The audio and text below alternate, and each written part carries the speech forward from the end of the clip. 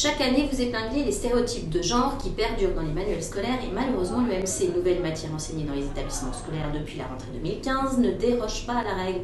Quel constat faites-vous ?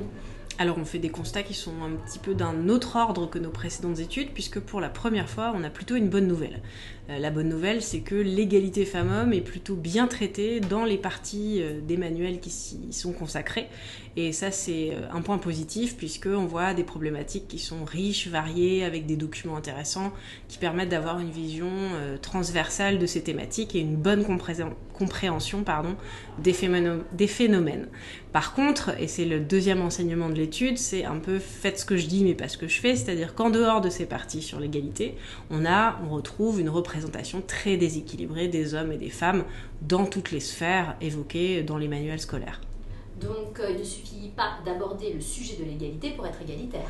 Exactement, puisque au global, là, on a encore des chiffres qui recoupent nos précédentes études, avec par exemple seulement 17% des personnages célèbres qui apparaissent dans les manuels qui sont des femmes, et 15% par exemple de personnalités du domaine politique qui sont des femmes. Dans des manuels qui ont vocation à travailler sur l'éducation à la citoyenneté, c'est quand même intéressant de questionner ce différentiel entre 15 et 85% d'hommes dans la sphère politique. Alors, quelles sont vos propositions concrètes ? Alors nos propositions, elles sont simples et elles sont malheureusement dans la lignée des 5 précédentes études que nous avons pu mener. C'est de permettre au manuel de présenter autant de personnages masculins et féminins dans toutes les sphères de la société.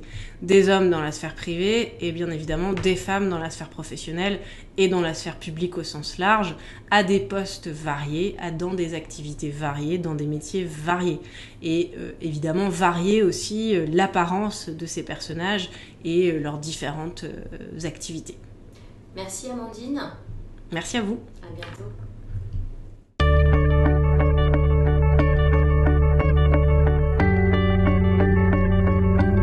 Retrouvez toutes nos vidéos sur notre page Facebook UNSA Éduc Secteur Société ou sur notre chaîne YouTube UNSA Éducation.